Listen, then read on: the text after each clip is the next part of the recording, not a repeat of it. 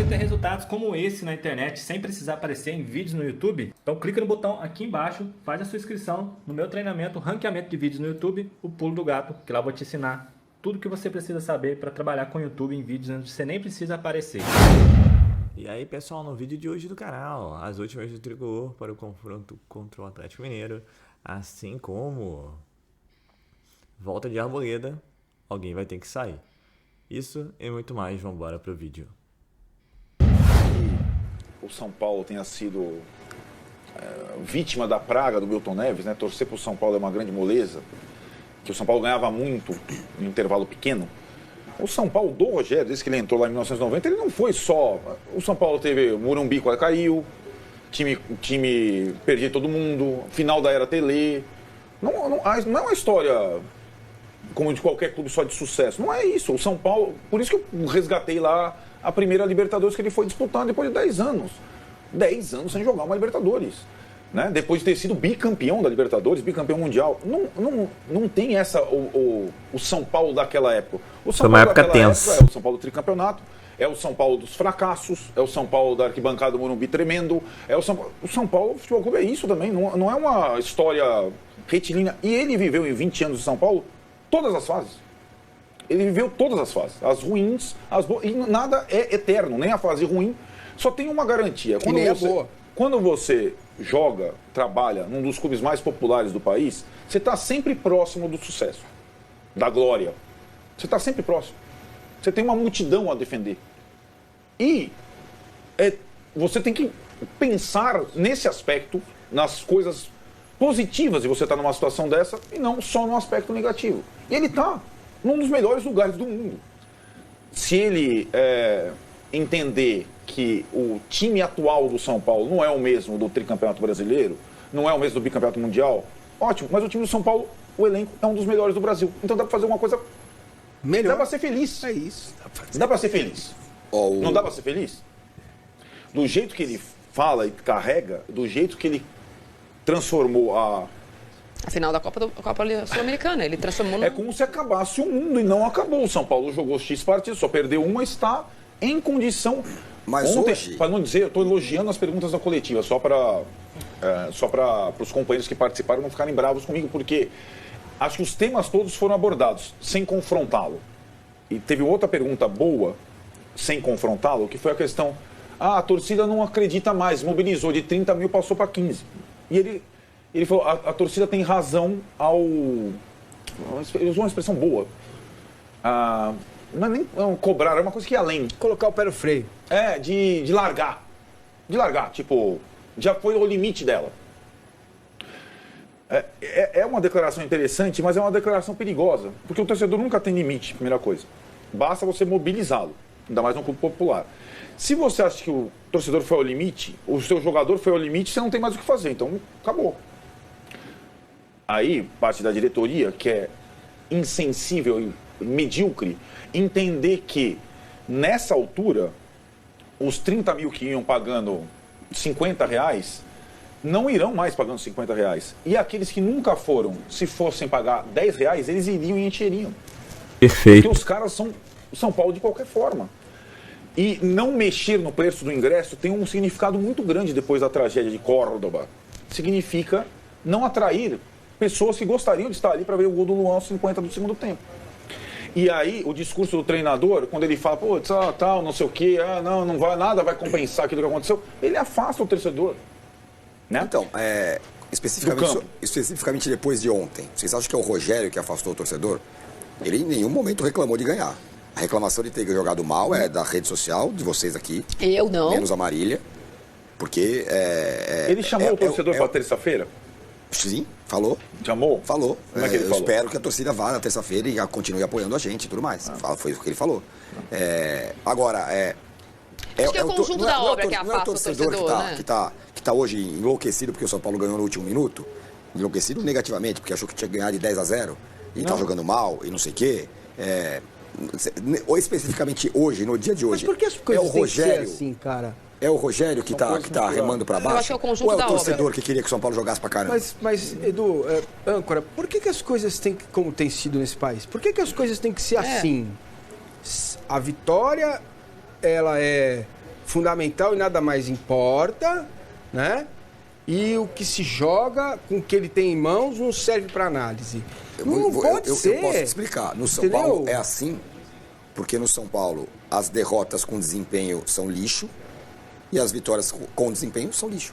É por isso. Perfeito. Cara, é isso. Não daqui. É a conversa do São Paulo Não, pelo eu período acho do Fortaleza. Essa dicotomia, de fato, nós estamos vivendo isso Há anos já. intensamente, não só na esfera esportiva, mas, de fato, pegando o São Paulo de 2022, tem muito isso. Tem a curiosidade de quando o time está jogando pior, está fazendo mais pontos. Tem isso, está posto.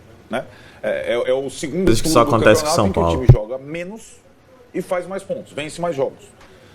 Não é fácil de explicar, mas não é uma coisa, como o Massini falou, você pode tentar aproximar as duas coisas. O resultado com... E não é jogar pra caramba. Ninguém tá exigindo isso de nenhum time a essa altura do campeonato. Nem o torcedor do Flamengo. Ele quer ganhar a Libertadores. Não é jogar pra caramba. Todo mundo já jogou 10 meses sem parar, sem intervalo. É você passar um pouco de segurança. E o São Paulo, eu insisto, seja do desempenho, seja do resultado sem merecer, ele faz, ou costuma fazer o mais difícil. Ele sai na frente do adversário numa partida em que o amiguinho precisa ganhar do amiguinho. Então, se você faz 1-0, você está mais próximo da vitória e da segurança. Se você não faz 1-0, o São Paulo normalmente faz. Mas o São Paulo é um time desse ano incapaz de passar um mínimo de segurança ao seu torcedor. É impossível isso. Será que o Play Center ainda existe? Não, meu pai adorava. Eu também não gostava. Não gostava? Não, O São Paulo é uma espécie era medroso de... Medroso? O São Paulo é uma Ah, eu espécie adoro. de Play Center, né? Porque uma hora ele tá lá num brinquedo legal, chapéu mexicano, outra hora ele tá no trem fantasma. Entendeu? Com o elenco que tem, pra mim é pouco. Pra mim não serve, é pouco. Vamos dar uma espiada aí nessa tela. Ela está mostrando com a briga por vaga na Libertadores. Vamos lá, o Atlético Paranaense entrou na briga por esse G8, G6, porque Vai vir indo mal no dizimado. brasileiro nesse momento. Os jogos dele tem o Goiás em casa, o Internacional fora, o Atlético Goianiense fora e fecha a sua participação em casa contra o Botafogo. Então, portanto, ele tem aí pelo menos um jogo, que é aquele jogo de 6 pontos, certo? O Galo, que também está na briga, jogando nada. Pega o São Paulo fora, próximo jogo decisivo. Exceto o Botafogo Cuiabá, em casa, só jogo o enjoado. Cuiabá enforcado em casa e fecha contra o Corinthians, provavelmente o Corinthians já classificado para Libertadores fora. Ou seja, tem aí 2 jogos que são bem importantes para ele, certo? Depois do São Paulo. E aí a tabela do São Paulo não é muito fácil. Pega o Galo em casa. Acho que é a mais decisivo, difícil. E aí pega 2 times que estão lá em cima. O Fluminense fora e o Internacional em casa. E fecha contra o Goiás do Jair Ventura fora. Aí o Fortaleza, que parece ter a tabela mais, como gosta de dizer o Arnaldo, palpável. Pega o Palmeiras fora, aí é um jogo difícil, pode ser o jogo do título do Palmeiras. Depois, o Atlético Goianiense na sua casa, o Red Bull Bragantino. Tá ruim, não. Sem nenhum interesse no campeonato em casa e fecha contra o Santos fora.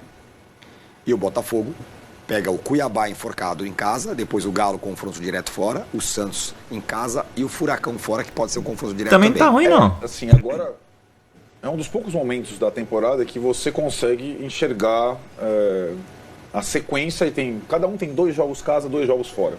Então é muito... Então, mas a tabela do São Paulo pra mim é a pior. Pra mim já... O São Paulo vai ter que jogar e ganhar. Então, mas aí que tá. Por isso era Todos tão terão, né? importante terminar esses 3 Lógico. jogos entre os 8. Sim. Porque se empata ontem, Terminou, tudo isso a gente não parece. estava conversando sobre isso, né?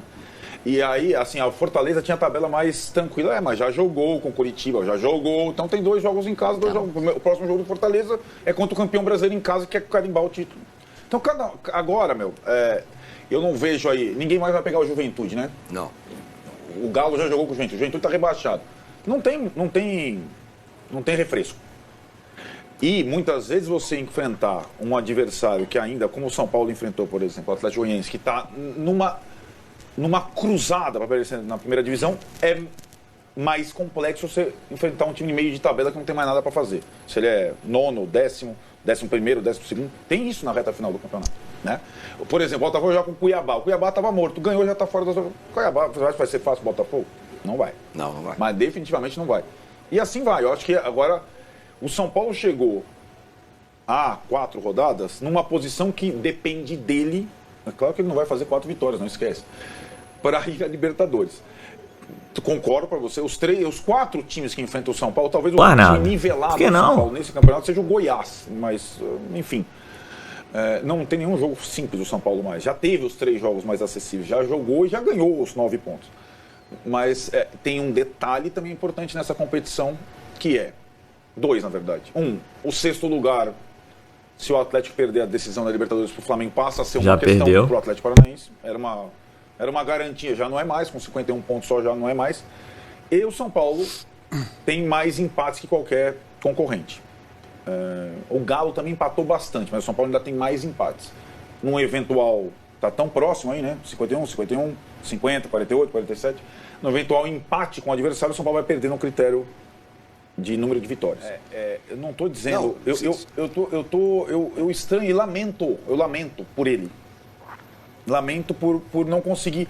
E teve um outro momento na temporada, não estou falando só esse jogo ainda, que é um jogo que ainda dá alguma esperança para a temporada, e tem a singularidade de um jogador que passou um martírio ter feito o gol no final. É impossível não se emocionar com isso estando envolvido, é impossível.